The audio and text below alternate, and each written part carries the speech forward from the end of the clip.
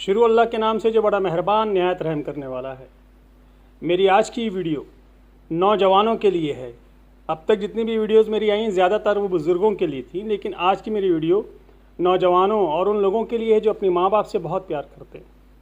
इसी तरह से माँ और बाप दोनों से प्यार किया जाता है, दोनों से मोहब्बत की जाती है, दोनों की इज़्ज़त की जाती है।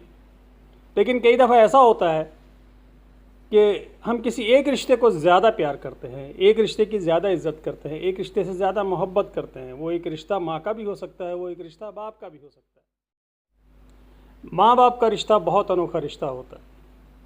इस रिश्ते की बुनियाद पर ही हम लोग इस दुनिया में वजूद में आए। हमसे पहले आने वाले लोग भी माँ बाप के रिश्ते की वजह से ही दुनिया में आए। अगर औरत रहती तो कभी माँ ना बनती, बाप सिर्फ मर्द रहता तो कभी बाप ना बनता।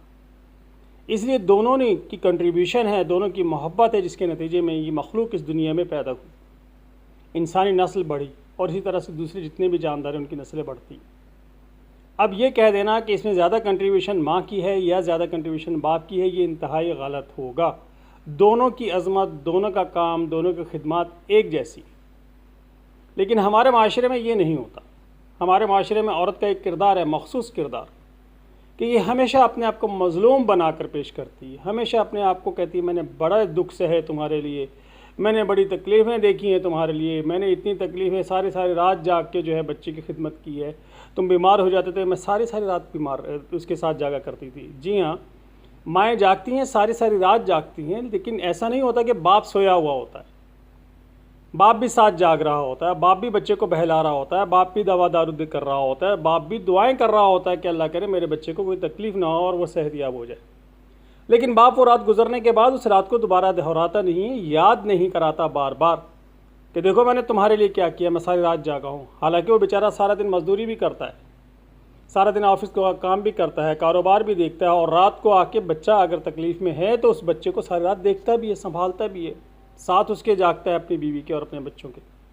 लेकिन क्योंकि वो गिनवाता नहीं है, बार बार बताता नहीं है, एहसान नहीं जतलाता कि जनाब मैं सारी रात आपके लिए जागा था, मैंने ये किया, मैंने ये किया, मैंने ये किया।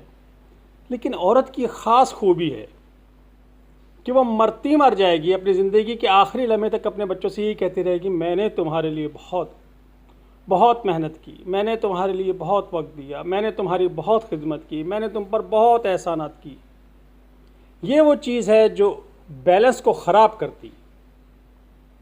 आप अपने वालिदैन की खिदमत कीजिए, आप अपनी माँ की भी खिदमत कीजिए, आप अपने बाप की भी कीजिए, उसकी इज़्ज़त भी कीजिए, उसका एहतराम भी कीजिए, सब बराबर है। लेकिन ये बात औरतों को बर्दाश्त नहीं होती। उन्हें सिर्फ ये होता है कि हमें देखा जाए, हमें पूजा जाए, हमारी बात को माना जाए, हमारी मेहनत को रिकग्नाइज़ किया जाए। हालांकि बाप की कंट्रीब्यूशन, मैं ज़्यादा तो नहीं कहता, लेकिन किसी भी तरीके से किसी भी बच्चे को पालने में कम से कम नहीं होती, बराबर की होती है, बराबर की। जैसे माँ ने मेहनत की है उसी तरह से बाप ने भी मेहनत की है। जो वक्त माँ ने दिया है उतना ही वक्त बाप ने भी दिया है। ये बाहर से जाकर काम करना, बाहर से जाकर कमा कर लेकर आना, घर के तमाम सहूलतें आपको प्रोवाइड करना, इलाज मुआवजा, ज़िंदगी, खैरियत, सब कुछ जो है, खुशी गमी दुख सुख सब कुछ देना आपको, ये सिर्फ माँ अकेली चाहे तो नहीं कर सकती।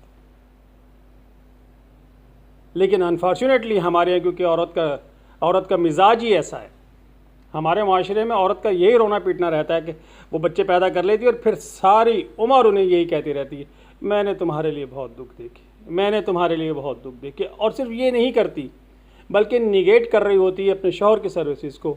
वो तो रात को सोए रहते थे, वो क्या जाने मैंने किस तरीके से तुम्हें पाला है, वो तो घर से बाहर होते थे, वो क्या जाने, उन्हें क्या पता।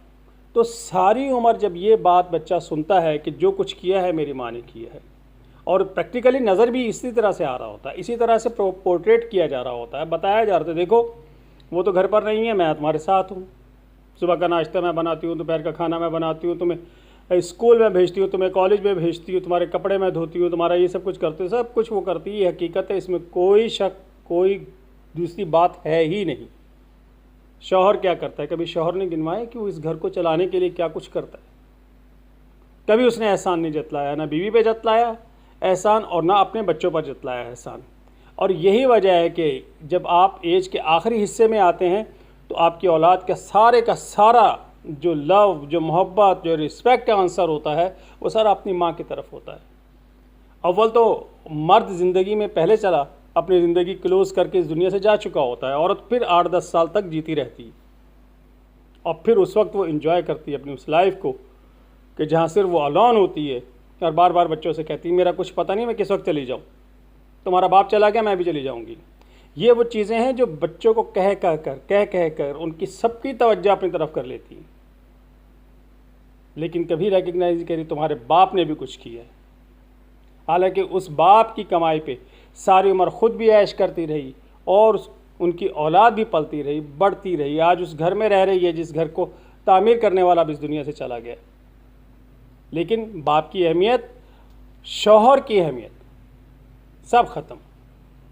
जो किया है मैंने किया है, घर बनाया है तो मैंने बनाया है, वरना तुम्हारा बाप तो बहुत शाखर्च था, पैसे उड़ा दिया करता था। ये जब छोटी छोटी बातें आप अपने बच्चों के कानों में भरती रहेंगी तो बाप की रिस्पेक्ट, क्योंकि बाप की आदत ही नहीं है। मैंने नहीं देखा आज तक कोई मर्द बैठकर ये कह रहा हो कि भैया बेटा मैंने तुम्हारे लिए ये किया, मैंने ये किया, मैं रातों को जागा, मैं सुबह को जागा, मैं दोपहर में जागा, मैंने ये काम किया, मैंने ये काम किया। वो कभी नहीं जतलाता, वो अपने हिस्से का काम करता जाता है और ख़ामोशी से करता जाता है। उसके अपने एम्स होते हैं, अपने गोल्स होते हैं कि मैंने अपनी ज़िंदगी में ये अचीव करना है और वो उसको अचीव करने में लगा रहता है। और माँ उस अचीवमेंट को अपने नाम पर लगाने लगती, अपने नाम, ये मैंने किया, ये मैंने किया, ये मैंने किया, घर भी मैंने बनवाया, वरना तुम्हारे अब्बा तो तुम्हारे चाचा को दे देते पैसे, तुम्हारी फुफ्फो पे खर्च कर देते, तुम्हारे दादा दादी पे खर्च कर देते। ये तो मैंने कमेटियाँ डाल के जो है वो प्लाट ख़रीदा था, फ्लैट ख़रीदा था, मकान ख़रीदा था।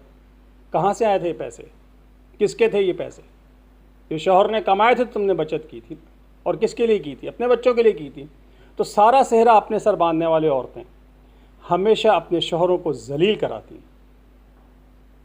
आप ये देख लें, इस दुनिया में आपको अपने आसपास बहुत से ऐसे चेहरे नज़र आते हैं कि जहां मर्द मेहनत कर करके बीवी की ज़िंदगी में ही मर जाता है और सारे का सारा सेहरा जो है वो बीवी के सर बंधा होता है कि जितनी कामयाबी बेटा आप देख रहे हो ना, अपनी सक्सेस भी, अपनी लाइफ भी और मेरी भी लाइफ, और ये जितनी आसाइशें आप देख रहे हो, ये सब के सब, हाँ तुम्हारे बाप ने किया था थोड़ा का, लेकिन उसको संभालने वाली तो मैं ही थी ना।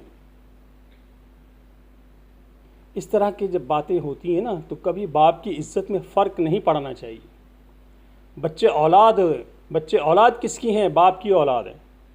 आप जब अपने बाप के साथ रवैया पेश का आता है ना, आजकल जो बेचारे धक्के खा रहे हैं बाप सब कुछ करने के बावजूद, तो उनमें बच्चों का कसूर ज़्यादा और उनकी बीवियों की कंट्रीब्यूशन ज़्यादा, जिन्होंने बाप की अहमियत को अपने बच्चों के दिमाग में डाला ही नहीं। वहाँ उन्होंने उसको खुरच के रख दिया और उस गाँव की जगह अपना हिस्सा भी वो बाप वाले हिस्से में डाल दिया कि जो कुछ किया है मैंने ही किया है।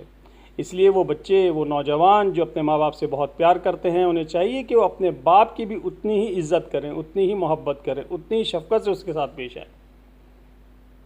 क्योंकि ना तो कंट्रीब्यूशन में माँ की कमी है और ना ही कंट्रीब्यूशन में बाप की कोई कमी है, तो एक नया वजूद दुनिया में आता है। वो वजूद आपका भी इसी तरह से आया है, मेरा भी इसी तरह से आया। तो हिस्सेदारी बराबर की होती है, जिम्मेदारी भी बराबर की होती है, तो फिर इज़्ज़त भी बराबर की होनी चाहिए, मोहब्बत भी बराबर की होनी चाहिए, हैसियत भी बराबर की होनी चाहिए।